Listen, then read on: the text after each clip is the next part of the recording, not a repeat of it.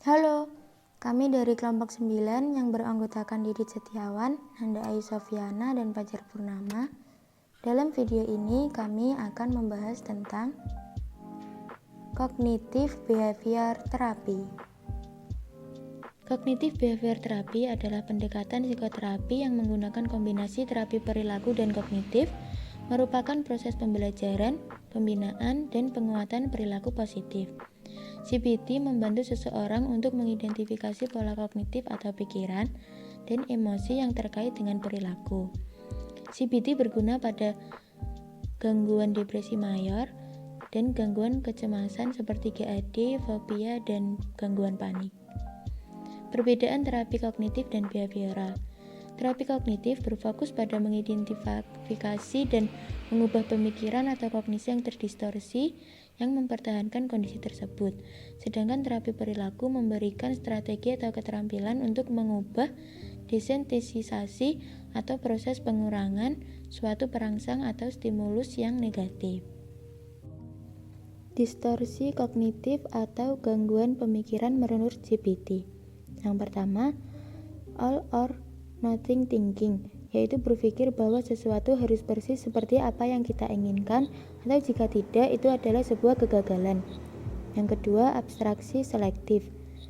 Individu memilih ide atau fakta dari suatu acara untuk mendukung pemikiran mereka yang tertekan atau negatif. Yang ketiga, pembacaan pikiran. Gagasan bahwa kita tahu apa yang kita pikirkan dan orang lain pikirkan tentang kita. Yang keempat, prediksi negatif. Individu percaya bahwa sesuatu yang buruk akan terjadi dan tidak ada bukti yang mendukung pikiran ini. Yang kelima, bencana.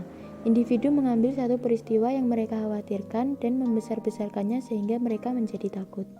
Yang keenam, overgeneralisasi. Membuat aturan berdasarkan beberapa peristiwa negatif dan individu mendistorsi pemikiran mereka melalui overgeneralisasi pada setiap keadaan. Yang ketujuh, pelabelan. Pelabelan terhadap diri sendiri berdasarkan beberapa kesalahan yang pernah ia perbuat. Lalu yang kedelapan, pembesaran atau minimalisasi. Individu memperbesar ketidaksempurnaan atau malah meminimalkan poin yang baik. Mereka mengarah pada kesimpulan yang mendukung keyakinan inferioritas dan perasaan depresinya. 9. Personalisasi. Mereka mengambil peristiwa yang tidak terkait dengan individu dan membuatnya bermakna, menghasilkan distorsi kognitif personalisasi. Tujuan CBT. Menurut Schaff, tujuan dasar dari konseling kognitif adalah untuk menghilangkan bias atau distorsi dalam berpikir sehingga individu dapat berfungsi lebih efektif. Distorsi kognitif konseling ditantang, diuji, dan dibahas untuk membawa perasaan, perilaku, dan pemikiran ke arah yang lebih positif. Dan hasilnya adalah perasaan yang lebih positif yang pada gilirannya mengarah pada pikiran dan perilaku yang lebih positif. Teori kognitif kepribadian. Tekanan psikologis disebabkan oleh kombinasi faktor biologis, lingkungan, dan sosial berinteraksi dengan berbagai cara. Juga kadang peristiwa anak usia dini dapat menyebabkan distorsi kognitif. Pikiran otomatis terjadi secara spontan tanpa usaha atau pilihan. Dalam gangguan psikologis, pikiran otomatis sering distorsi ekstrim atau tidak akurat. Konselor kognitif melihat keyakinan individu dimulai pada anak usia dini dan berkembang sepanjang hidup. Selanjutnya, model skema perkembangan kognitif. Yang pertama, pengalaman anak usia dini dilanjutkan dengan skema pengembangan keyakinan dasar dan bersyarat. Dilanjutkan insiden kritis, lalu berlanjut pada aktivasi skema keyakinan dasar dan bersyarat. Lalu dilanjutkan pikiran otomatis, lalu berkembang menjadi emosi, perilaku, dan respon fisiologis. Mengubah skema kognitif adalah tujuan penting dari terapis kognitif. Untuk menghilangkan bias atau distorsi dalam berpikir, terapis hadir tidak hanya untuk pikiran otomatis, tetapi juga untuk skema kognitif yang mewakili mereka. Mengubah skema kognitif dapat dilakukan pada tingkat yang berbeda-beda. Yang pertama, skema reinterpretasi. Individu mengakui skema yang menghindari atau bekerja di sekitarnya. Yang kedua, modifikasi skema. Individu membuat beberapa perubahan tapi tidak berubah secara total dalam skema. Yang ketiga, rekonstruksi skema. Contoh, seseorang dengan paranoia yang menjadi percaya kepada orang lain akan distribusi skema kognitif ini signifikan. Orang yang seperti itu akan percaya bahwa orang lain akan dapat dipercaya dan mungkin untuk menyerangnya. Selanjutnya, asesmen dalam terapi perilaku kognitif. Yang pertama, wawancara. Tapi yang dibahas termasuk masalah saat ini berkembangnya, ceritanya termasuk keluarga, sekolah, karir, dan hubungan sosial. Pengembangan traumatis masa lalu, riwayat medis dan kejiwaan, dan tujuan klien. Menyimpan catatan pengalaman, emosi, dan perilaku pasien sangat membantu bagi terapis. Yang kedua, self-monitoring. Klien menyimpan catatan peristiwa, perasaan, dan pikiran. Ini bisa dilakukan dalam buku harian, pada rekaman audio, atau dengan mengisi kuesioner dan fungsional talk record. Yang ketiga, pengambilan sampel pikiran. Yang keempat, skala dan kuesioner laporan diri. Menggunakan kuesioner laporan diri yang sebelumnya diuraikan atau di skala peringkat, dapat digunakan untuk menilai keyakinan irasional, penyataan diri, dan distorsi kognitif. Selanjutnya adalah hubungan terapeutik, yaitu hubungan klien dengan terapis. Adalah hal yang kolaboratif. Terapis membawa keahlian tentang kognisi, perilaku, dan perasaan untuk membimbing klien dalam menentukan tujuan terapi dan cara untuk mencapai tujuan. Kontribusi klien terhadap terapi adalah data mentah untuk perubahan, yaitu perubahan pikiran dan perasaan. Dalam proses ini, terapis dapat menggunakan keterampilan mendengarkan yang fokus pada perasaan klien untuk lebih memahami masalah klien dan untuk mengembangkan hubungan. Kemudian proses CBT. Pendekatan ini dalam prosesnya menggunakan dialog Socrates dengan mengajukan pertanyaan terbuka kepada klien dengan tujuan mendapatkan klien untuk merefleksikan masalah-masalah pribadi dan sampai pada kesimpulan mereka sendiri. Berikutnya ada proses CBT. Ada 6 proses. Yang pertama, quick discovery. Disebut juga dialog Socrates. Terapis memandu klien dalam menemukan cara berpikir dan berperilaku baru dengan mengajukan serangkaian pertanyaan yang memanfaatkan informasi yang ada untuk menantang keyakinan. Yang kedua, ada teknik 3 pertanyaan. Dirancang untuk membantu klien merevisi pemikiran negatif.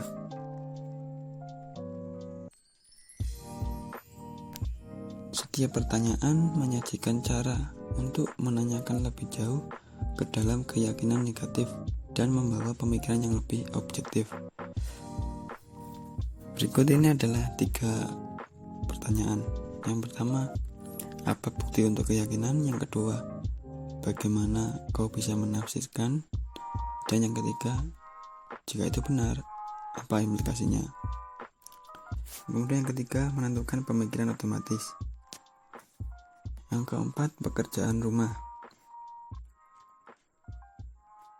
Tugas khusus diberikan untuk membantu klien mengumpulkan data, menguji perubahan kognitif dan perilaku, dan mengerjakan materi yang dikembangkan pada sesi sebelumnya. Yang kelima, format sesi. Terapis memeriksa suasana hati klien dan bagaimana perasaannya. Biasanya terapi dan klien menyetujui agenda untuk sesi terapi. Dan yang keenam adalah penghentian atau termination. Sepanjang perawatan, terapis mendorong pasien untuk memantau pikiran atau perilaku mereka. Pada fase termination, terapis dan klien mendiskusikan bagaimana klien dapat melakukan ini tanpa terapi. Lalu ada teknik CBT. Yang pertama, memahami makna. Kata yang berbeda dapat memiliki arti yang berbeda bagi orang-orang tergantung pada pemikiran dan skema kognitif mereka. Misalnya, orang yang depresi seringkali cenderung menggunakan kata-kata yang tak lepas, tak jelas seperti kesal, pecundang, depresi, bahkan bunuh diri. Yang kedua, menantang pemikiran absolut klien. Di saat klien merendah, maka tanyakan kembali dengan menggunakan kata-kata seperti semua orang, selalu, tidak pernah, tidak ada, dan sepanjang waktu. Contohnya seperti klien bertanya, semua orang di tempat kerja lebih pintar dariku. Kemudian terapis menjawab, semuanya, setiap orang di tempat kerja lebih pintar darimu. Nah, itu contohnya. Kemudian yang ketiga, atribusi ulang. Klien dapat mengaitkan tanggung jawab atas situasi atau peristiwa kepada diri mereka sendiri ketika mereka memiliki sedikit tanggung jawab untuk acara tersebut. Dengan menggunakan teknik atribusi ulang, terapis membantu klien mendistribusikan tanggung jawab secara adil untuk suatu peristiwa. Yang keempat, pelabelan distorsi. Pelabelan distorsi tersebut dapat membantu klien dalam mengkategorikan pikiran otomatis yang mengganggu penalaran mereka. Yang kelima, decatastroping atau menganggap semua sebagai bencana. Klien mungkin sangat takut dengan hasil yang tidak mungkin terjadi. Nah, teknik yang sering digunakan untuk mengatasi rasa takut ini adalah teknik bagaimana jika. Jadi dengan kata bagaimana jika ini sangat tepat untuk reaksi berlebihan yang klien alami terhadap hasil yang telah dikerjakan. Kemudian yang keenam, menantang semua atau tidak ada.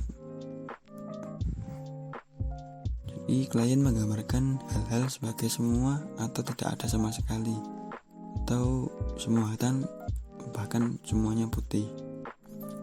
Jadi terapis dalam hal ini melakukan penskalaan dan memberikan bukti dan gagasan pandangan yang berbeda. Kemudian yang ketujuh, pencantuman kelebihan dan kekurangan. Dan yang terakhir, latihan kognitif. Penggunaan imajinasi dalam menghadapi acara yang akan datang dapat membantu terapis memintanya untuk membayangkan hal yang akan terjadi atau menstimulasi klien. Kemudian kelebihan dan kekurangan CBT. Kelebihan. Yang pertama, berhasil menangani permasalahan yang dialami konseli. Yang kedua, efektif, fokus, dan praktis mengatasi masalah tertentu. Yang ketiga, tidak sulit dan rumit dalam memfasilitasi konseli mengatasi masalahnya. Yang keempat, waktu yang digunakan dalam proses konseli relatif singkat. Sedangkan kekurangannya adalah yang pertama, terlalu berlebihan menitik beratkan pada berpikir positif. Yang kedua, konseli yang dilakukan terlalu dangkal dan sederhana. Yang ketiga, menolak pentingnya masa lalu konseli. Yang keempat, terlalu berorientasi pada teknik. Yang kelima, bekerja menghilangkan gejala. Dan yang keenam, mengabaikan faktor perasaan. Mungkin itu. Sekian yang dapat kami sampaikan. Terima kasih dan sampai jumpa.